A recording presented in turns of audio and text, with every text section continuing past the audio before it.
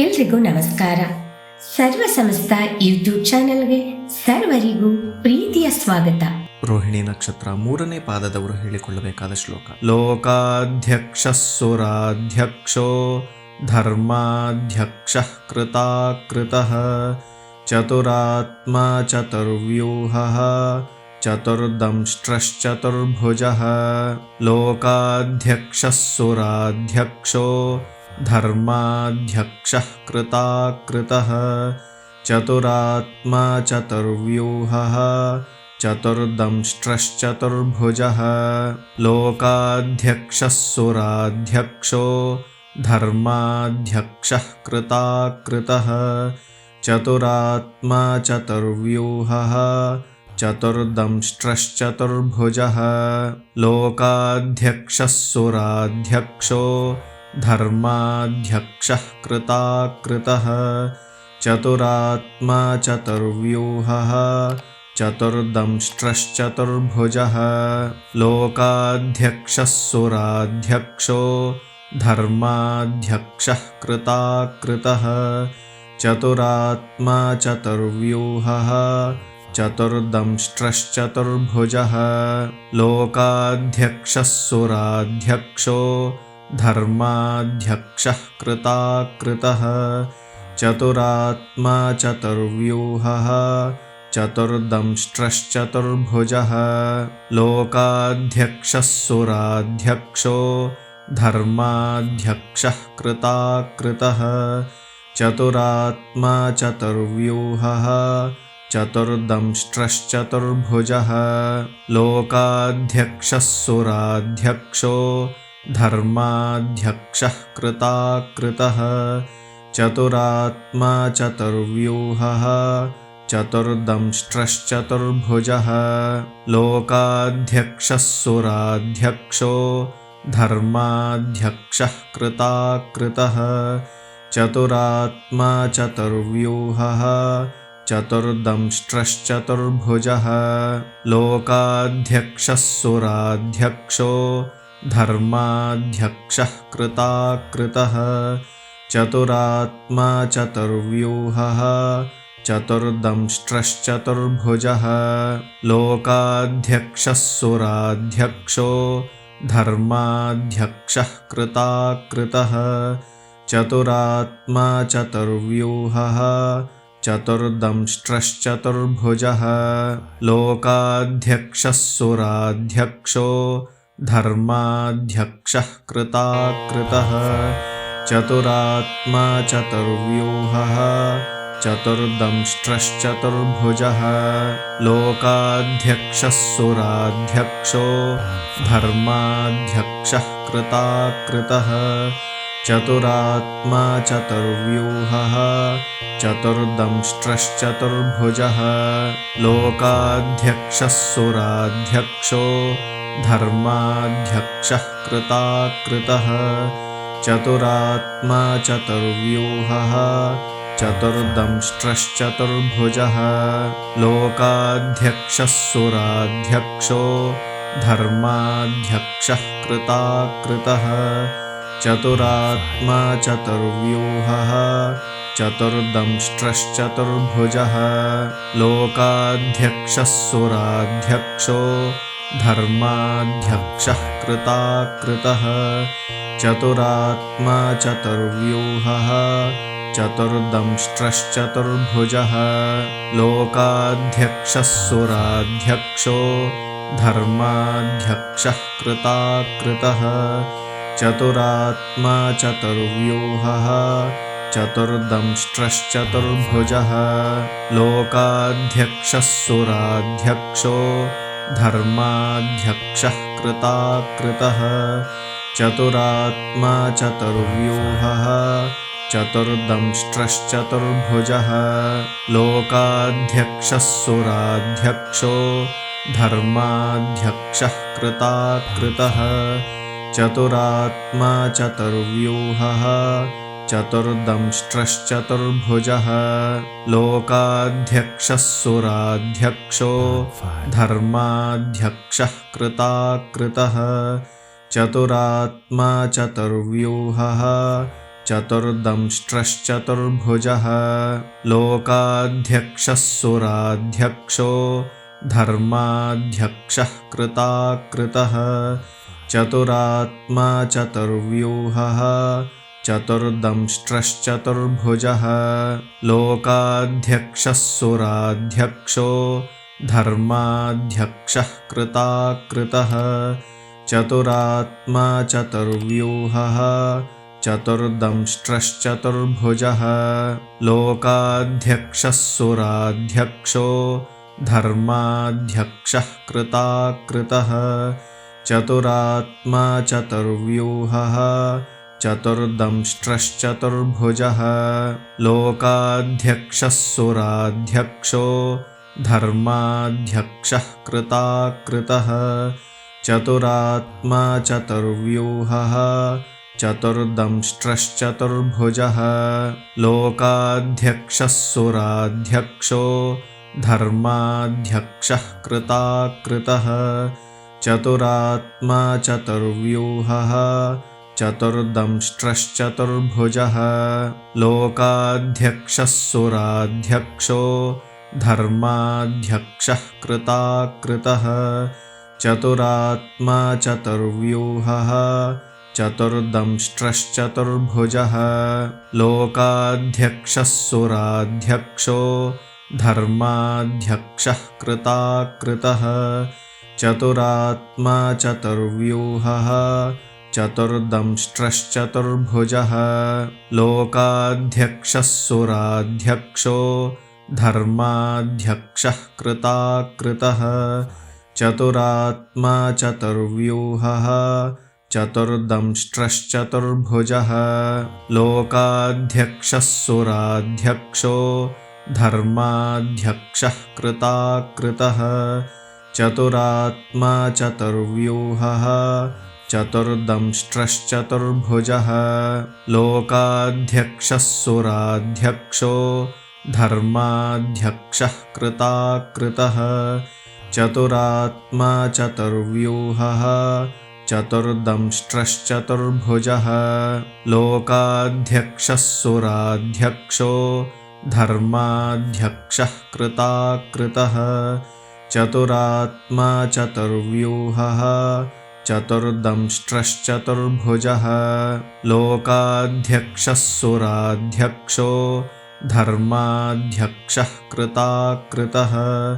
चतुरात्मा चतुर्व्यूहः चतुर्दंष्ट्रश्चतुर्भुजः लोकाध्यक्षः सुराध्यक्षो धर्माध्यक्षः कृताकृतः चतुरात्मा चतुर्व्यूहः चतुर्दंष्ट्रश्चतुर्भुजः लोकाध्यक्षः सुराध्यक्षो धर्माध्यक्षः कृताकृतः चतुरात्मा चतुर्व्यूहः चतुर्दंष्ट्रश्चतुर्भुजः लोकाध्यक्षः सुराध्यक्षो धर्माध्यक्षः कृताकृतः चतुरात्मा चतुर्व्यूहः चतुर्दंष्ट्रश्चतुर्भुजः लोकाध्यक्षः सुराध्यक्षो धर्माध्यक्षः कृताकृतः चतुरात्मा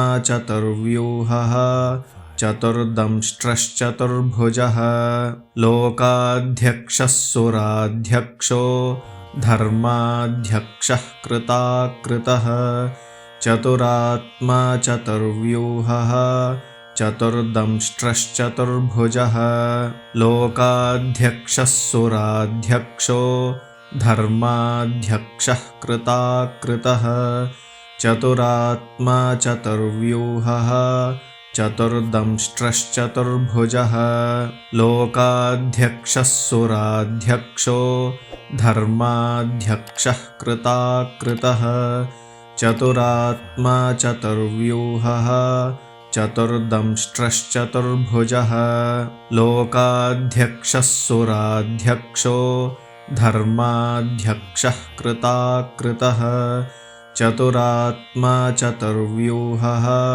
चतुर्दंष्ट्रश्चतुर्भुजः लोकाध्यक्षः सुराध्यक्षो धर्माध्यक्षः कृताकृतः चतुरात्मा चतुर्व्यूहः चतुर्दंष्ट्रश्चतुर्भुजः लोकाध्यक्षः सुराध्यक्षो धर्माध्यक्षः कृताकृतः चतुरात्मा चतुर्व्यूहः चतुर्दंष्ट्रश्चतुर्भुजः लोकाध्यक्षः सुराध्यक्षो धर्माध्यक्षः कृताकृतः चतुरात्मा चतुर्व्यूहः चतुर्दंष्ट्रश्चतुर्भुजः लोकाध्यक्षः सुराध्यक्षो धर्माध्यक्षः कृताकृतः चतुरात्मा चतुर्व्यूहः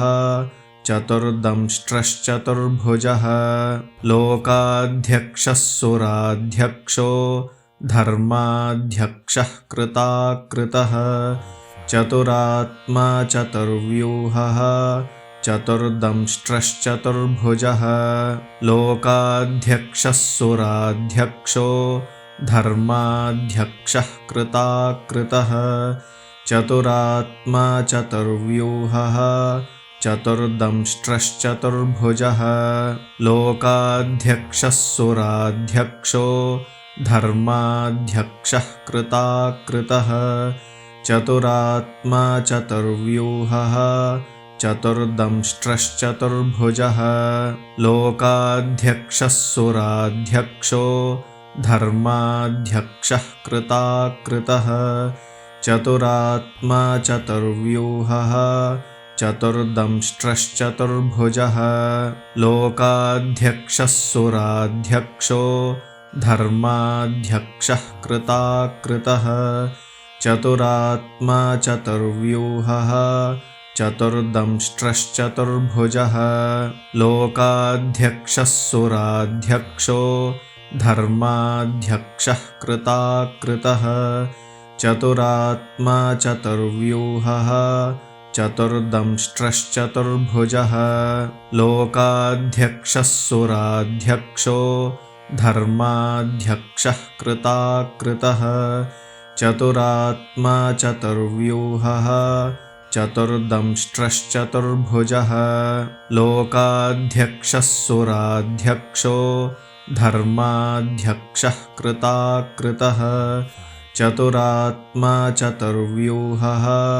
चतुर्दंष्ट्रश्चतुर्भुजः लोकाध्यक्षः सुराध्यक्षो धर्माध्यक्षः कृताकृतः चतुरात्मा चतुर्व्यूहः चतुर्दंष्ट्रश्चतुर्भुजः लोकाध्यक्षः सुराध्यक्षो धर्माध्यक्षः कृताकृतः चतुरात्मा चतुर्व्यूहः चतुर्दंष्ट्रश्चतुर्भुजः लोकाध्यक्षः सुराध्यक्षो धर्माध्यक्षः कृताकृतः चतुरात्मा चतुर्व्यूहः चतुर्दंष्ट्रश्चतुर्भुजः लोकाध्यक्षः सुराध्यक्षो धर्माध्यक्षः कृताकृतः चतुरात्मा चतुर्व्यूहः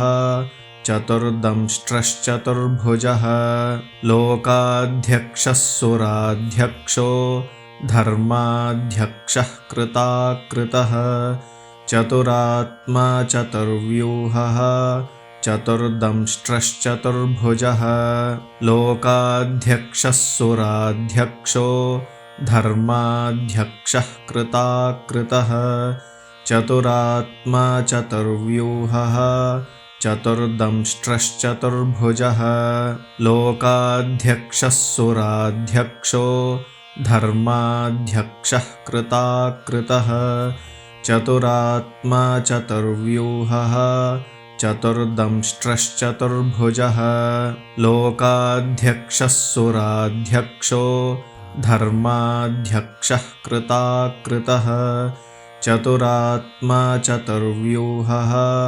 चतुर्दंष्ट्रश्चतुर्भुजः लोकाध्यक्षः सुराध्यक्षो धर्माध्यक्षः कृताकृतः चतुरात्मा चतुर्व्यूहः चतुर्दंष्ट्रश्चतुर्भुजः लोकाध्यक्षः सुराध्यक्षो धर्माध्यक्षः कृताकृतः चतुरात्मा चतुर्व्यूहः चतुर्दंष्ट्रश्चतुर्भुजः लोकाध्यक्षः सुराध्यक्षो धर्माध्यक्षः कृताकृतः चतुरात्मा चतुर्व्यूहः चतुर्दंष्ट्रश्चतुर्भुजः लोकाध्यक्षः सुराध्यक्षो धर्माध्यक्षः कृताकृतः चतुरात्मा चतुर्व्यूहः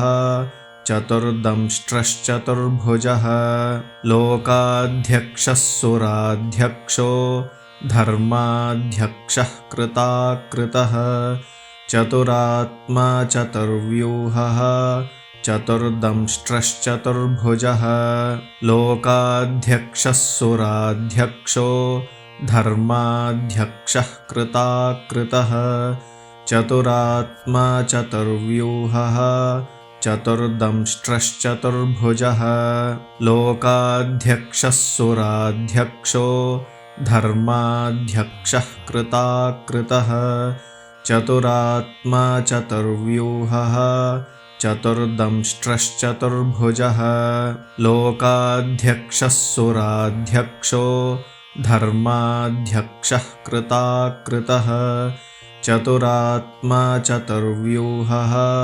चतुर्दंष्ट्रश्चतुर्भुजः लोकाध्यक्षः सुराध्यक्षो धर्माध्यक्षः कृताकृतः चतुरात्मा चतुर्व्यूहः चतुर्दंष्ट्रश्चतुर्भुजः लोकाध्यक्षः सुराध्यक्षो धर्माध्यक्षः कृताकृतः चतुरात्मा चतुर्व्यूहः चतुर्दंष्ट्रश्चतुर्भुजः लोकाध्यक्षः सुराध्यक्षो धर्माध्यक्षः कृताकृतः चतुरात्मा चतुर्व्यूहः चतुर्दंष्ट्रश्चतुर्भुजः लोकाध्यक्षः सुराध्यक्षो धर्माध्यक्षः कृताकृतः चतुरात्मा चतुर्व्यूहः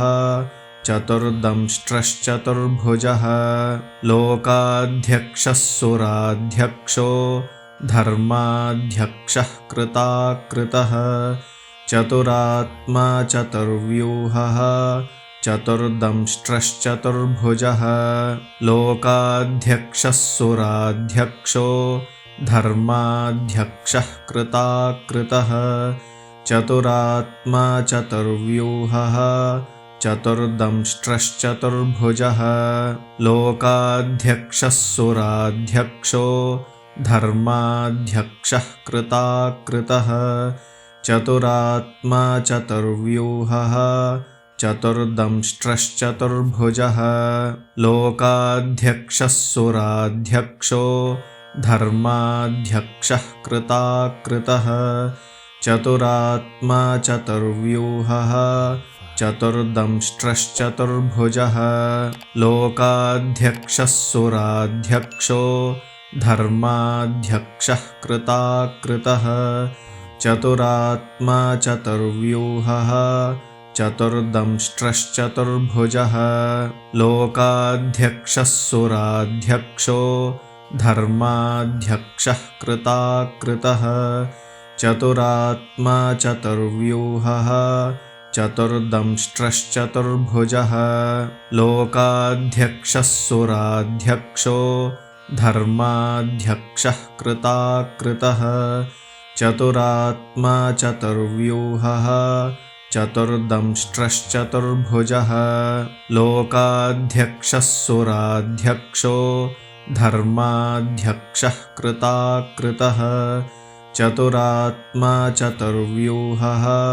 चतुर्दंष्ट्रश्चतुर्भुजः लोकाध्यक्षः सुराध्यक्षो धर्माध्यक्षः कृताकृतः चतुरात्मा चतुर्व्यूहः चतुर्दंष्ट्रश्चतुर्भुजः लोकाध्यक्षः सुराध्यक्षो धर्माध्यक्षः कृताकृतः चतुरात्मा चतुर्व्यूहः चतुर्दंष्ट्रश्चतुर्भुजः लोकाध्यक्षः सुराध्यक्षो धर्माध्यक्षः कृताकृतः चतुरात्मा चतुर्व्यूहः चतुर्दंष्ट्रश्चतुर्भुजः लोकाध्यक्षः सुराध्यक्षो धर्माध्यक्षः कृताकृतः चतुरात्मा चतुर्व्यूहः चतुर्दंष्ट्रश्चतुर्भुजः लोकाध्यक्षः सुराध्यक्षो धर्माध्यक्षः कृताकृतः चतुरात्मा चतुर्व्यूहः चतुर्दंष्ट्रश्चतुर्भुजः लोकाध्यक्षः सुराध्यक्षो धर्माध्यक्षः कृताकृतः चतुरात्मा चतुर्व्यूहः चतुर्दंष्ट्रश्चतुर्भुजः लोकाध्यक्षः सुराध्यक्षो धर्माध्यक्षः कृताकृतः चतुरात्मा चतुर्व्यूहः चतुर्दंष्ट्रश्चतुर्भुजः लोकाध्यक्षः सुराध्यक्षो धर्माध्यक्षः कृताकृतः चतुरात्मा चतुर्व्यूहः चतुर्दंष्ट्रश्चतुर्भुजः लोकाध्यक्षः सुराध्यक्षो धर्माध्यक्षः कृताकृतः चतुरात्मा चतुर्व्यूहः चतुर्दंष्ट्रश्चतुर्भुजः लोकाध्यक्षः सुराध्यक्षो धर्माध्यक्षः कृताकृतः चतुरात्मा चतुर्व्यूहः चतुर्दंष्ट्रश्चतुर्भुजः लोकाध्यक्षः सुराध्यक्षो धर्माध्यक्षः कृताकृतः चतुरात्मा चतुर्व्यूहः चतुर्दंष्ट्रश्चतुर्भुजः लोकाध्यक्षः सुराध्यक्षो धर्माध्यक्षः कृताकृतः चतुरात्मा चतुर्व्यूहः